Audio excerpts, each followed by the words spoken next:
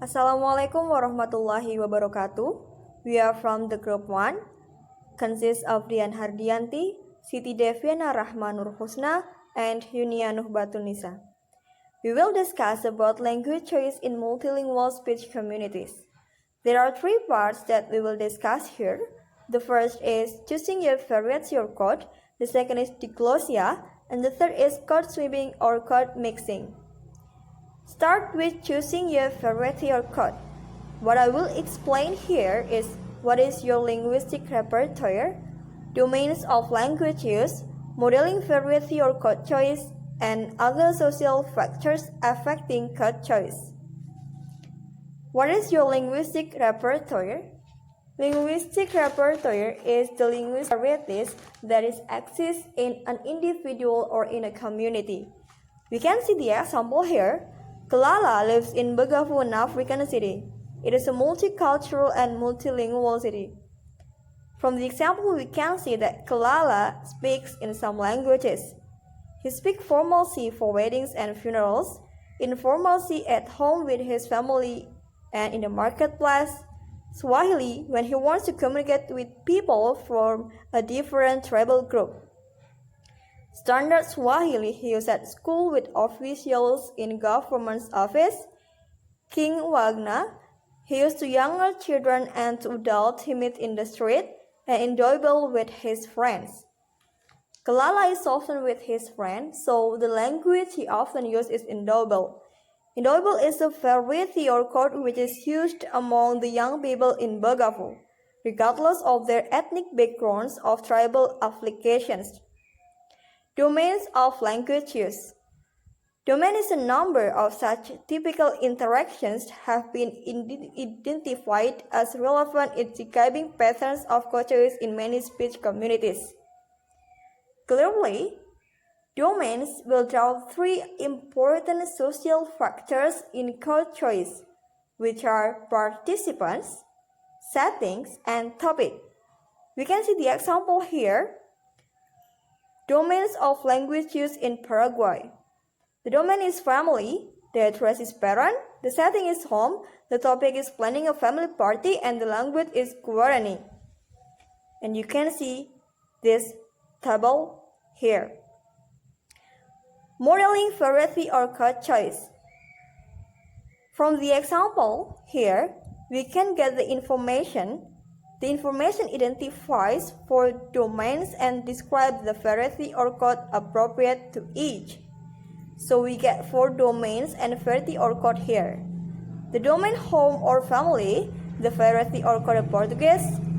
The domain crutch or religion, the variety or code is Portuguese, and other.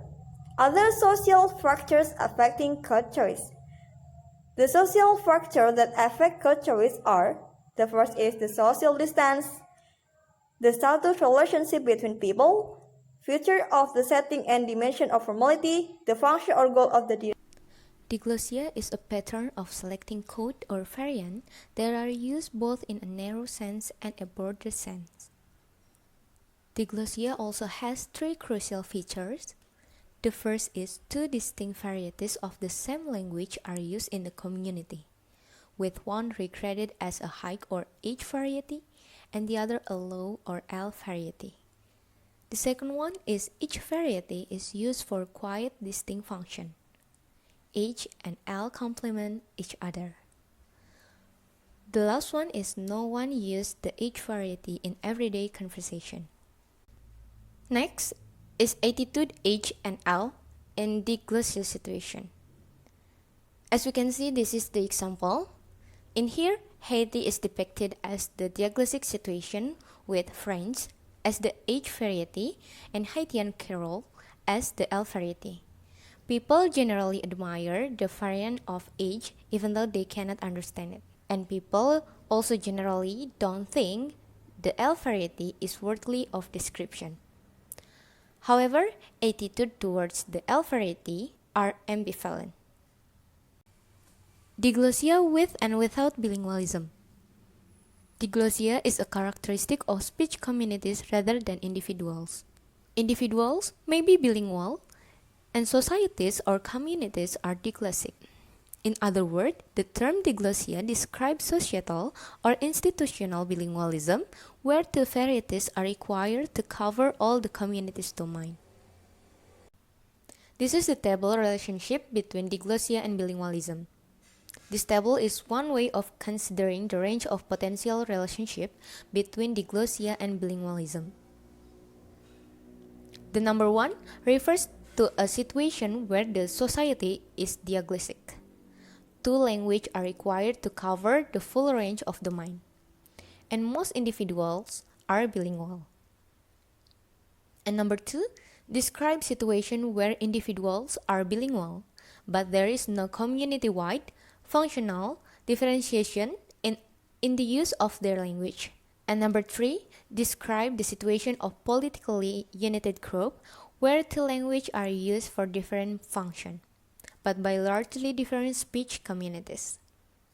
And then the last is number 4, describe the situation of monolingual groups. Polyglossia.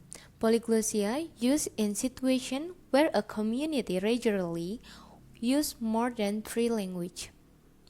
Polyglossia is a term for describing situation where a number of distinct code or variety are used for clearly distinct purpose or in clearly distinguishable situation.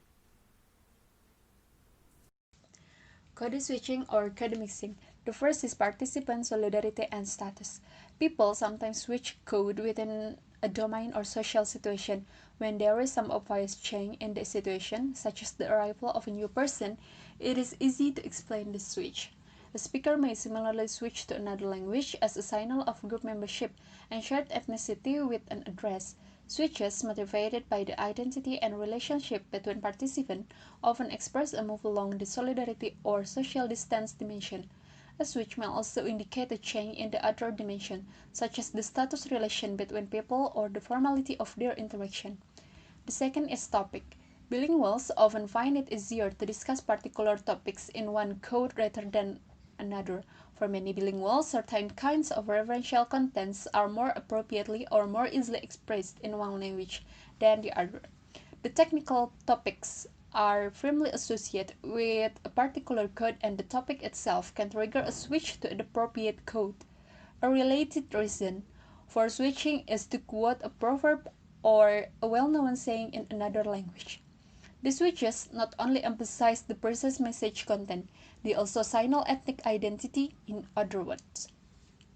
The third is switching for affective function. Switching for expressing emotion. For example, code switching is used by the teacher to build solidarity and intimate relation with the student, or to create a supportive language environment in the classroom. The fourth is metaphorical switching or code mixing. Code mixing suggests the speaker is mixing up codes indiscriminately or perhaps because of incompetence, whereas the switches are very well motivated in relation to the symbolic or social meanings of the two codes. Fifth, lexical borrowing. Borrowings often differ from code switches. Borrowed words are usually adapted to the speaker's first language. They are pronounced and used grammatically as if they were part of the speaker's first language. 6. Linguistic constraints.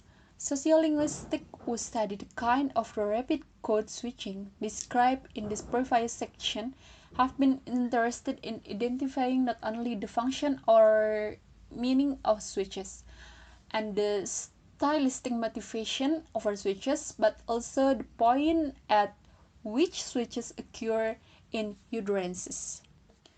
For example, that switches only occur within sentences, or intrasentential switching at points where the grammars of both languages match each other. This is called the equivalence constraint.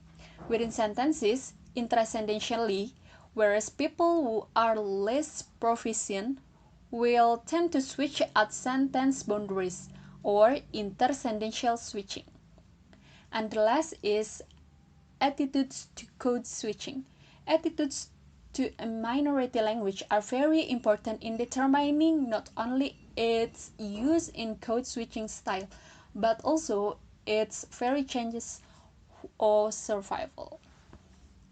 So we can conclude that code switching is common in immigrant family, so common in certain countries where a native language is spoken alongside a former colonial language. Also, people switch languages in a single situation, within a single conversation, and sometimes within a single sentences. And last, code switching is unpredictable. That's all for us. Assalamualaikum warahmatullahi wabarakatuh.